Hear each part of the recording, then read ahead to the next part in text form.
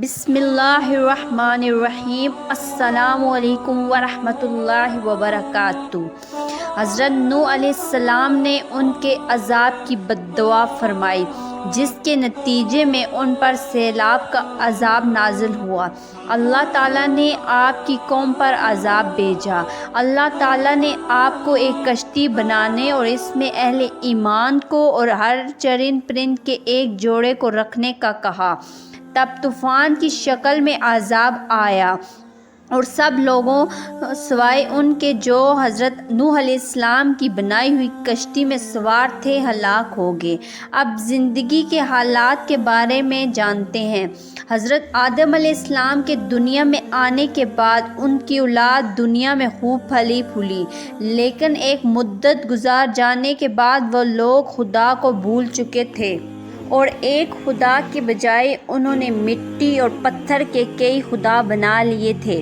نہ صرف ان کی عبادت گاہیں بتوں سے بری رہتی تھی، بلکہ ہر گھر میں بت رکھے ہوئے تھے جن کی وہ پوجا کیا کرتے اور ان سے مرادیں مانگا کرتے تھے۔ حضرت نوح علیہ السلام نے اپنی قوم کو اللہ کے احسانات جتلا کر سیدھے راستے پر چلنے کی تلقین کی اور برے راستے سے منع فرمایا جس پر یہ چل رہے تھے، اور ان کو یہ بھی بتا دیا کہ اگر تم بتوں کو چھوڑ کر ایک خدا کی طرف رجوع نہیں ہوگے تو تم پر عذاب نازل ہونے کا خطرہ ہے، اور کہا کہ مجھے اللہ نے تمہاری طرف اپنا رسول بنا کر بھیجا ہے۔ حضرت نوح علیہ السلام نے اپنی قوم کو اللہ کے احسانات جتلائے اور کہا تم کو چاہیے کہ ان بیکار بتوں کی پرستش چھوڑ کر ایک خدا کی عبادت کرو، اور میں اس کی تم سے کوئی اجرت نہیں مانگتا، تمہاری ہی بھلائی کے لیے تم کو نصیحت کرتا ہوں۔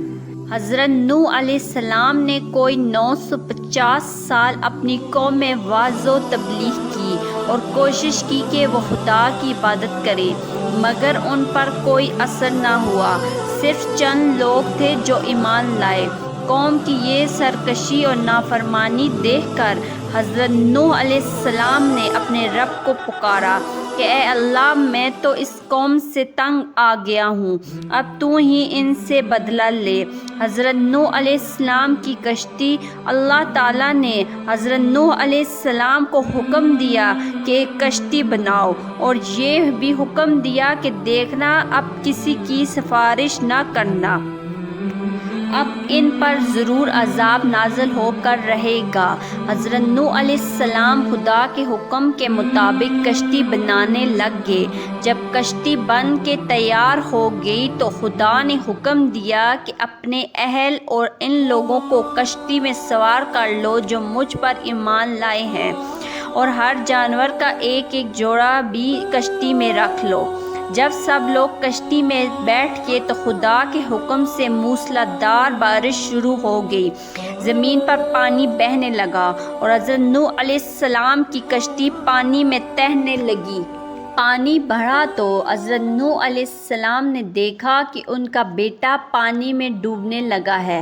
آپ نے اسے آواز دی کہ اب بھی آ جاؤ تاکہ اللہ کے عذاب سے بچ جاؤ، مگر اس نے جواب دیا کہ تم جاؤ، میں کسی پہاڑ کی چوٹی پر چڑھ کر اپنی جان بچا لوں گا۔ پانی تھا کہ تھمنے کا نام نہیں لے رہا تھا۔ دنیا کے نافرمان سرکش لوگ اس سیلاب میں ڈوب گئے اور حضرت نوح علیہ السلام کی کشتی جودی پہاڑ کی چوٹی پر جا کر ٹھہر گئی۔ اب خدا کے حکم سے سیلاب تھم گیا اور زمین نے سارا پانی اپنے اندر جذب کر لیا۔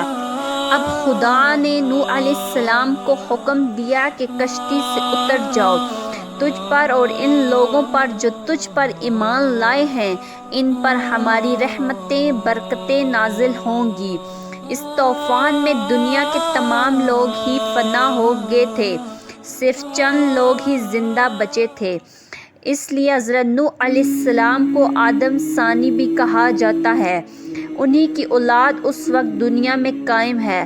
حضرت نوح علیہ السلام کی اولاد نوح علیہ السلام کے 3 بیٹے طوفان میں بچ گئے تھے کیونکہ وہ مسلمان تھے، حام، سام اور یافس۔ مؤرخین کا نظریہ ہے کہ کرۂ زمین کے اس وقت تمام نسل انسانی کی بارکش ان تینوں فرزندوں کی وجہ سے ہے۔ ایک گروہ حامی نسل ہے جو افریقہ کے علاقوں میں رہتے ہیں، دوسرا گروہ سامی نسل ہے جو مشرقی اوسط اور مشرقی مغرب کے علاقوں میں رہتے ہیں، اور یافین کی نسل کو چائنا میں آباد سمجھتے ہیں۔ مزار نوح آذربائیجان میں موجود ایک مزار ہے جس کے متعلق آذربائیجان میں مشہور ہے کہ یہ حضرت نوح علیہ السلام کی قبر مبارک ہے۔ اگرچہ قبر نوح کے مقام کے متعلق کئی روایات میں ہے۔ طوفان نوح تمام کرۂ ارض پر آیا تھا یا خاص خطے پر؟ ماہرین فلکیات کے مطابق یہ طوفان تمام کرۂ ارض پر نہیں آیا تھا بلکہ ایک مخصوص خطے تک محدود تھا، جبکہ بعض اہل علم کے نزدیک یہ تمام کرۂ ارض پر حاوی تھا۔ زمین پر ایسے کئی طوفان آئے جن میں سے یہ ایک تھا۔ عرب جہاں قوم نوح آباد تھی اس کی سرزمین کے علاوہ بہت سے مقامات میں بلند پہاڑیوں پر ایسے حیوانات کے ڈھانچے اور ہڈیاں بکثرت پائی گئی ہیں جن سے متعلق علم طاقت الارض یہ کہتے ہیں کہ یہ صرف پانی میں ہی زندہ رہ سکتے ہیں۔ ان باتوں کو دیکھتے ہوئے اہل تحقیقات کی یہ رائے ہے کہ طوفان تمام کرۂ ارض پر آیا تھا۔ قرآن پاک کے مطابق نوح علیہ السلام کی کشتی جودی پہاڑ پر آ کر ٹھہری۔ جودی پہاڑ مشرق ترکی میں واقع ہے جو برف سے ڈھکی ہوئی ایک چوٹی ہے۔ آرمینیا کی سرحد سے 300 کلومیٹر یہ واقع ہے۔ تو دیکھا دوستو آپ نے، جس قوم نے اللہ تعالیٰ کی نافرمانی کی اس قوم پر اللہ نے اپنا سخت عذاب بھیجا اور وہ تمام لوگ ہلاک ہو گئے، اور جو لوگ اللہ پر ایمان لائے اور حضرت نوح علیہ السلام کی کشتی میں سوار ہو گئے وہ آج بچ گئے، اور انہی کی نسل سے آج دنیا آباد ہے۔ دنیا ایک طوفان ہے اور شیطان ہمیں بھٹکانے والا ہے، اور انبیاء علیہ الکرام ہمارے لیے کشتی نوح ہے۔ جس نے انبیاء علیہ الکرام کی پیروی کی، اللہ کے احکامات کو مانا، وہ بچ گیا اور اس کی آخرت سنور گئی۔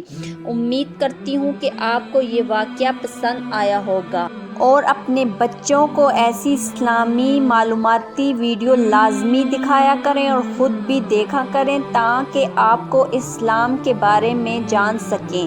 اور ویڈیو کے آخر میں اگر ویڈیو اچھی لگی ہو تو لائک کیجیے اور ہمارے چینل کو سبسکرائب کیجیے اور بیل آئیکن دبائیے تاکہ ہماری نئی آنے والی ویڈیو کا آپ کو پتہ چل سکے۔ شکریہ۔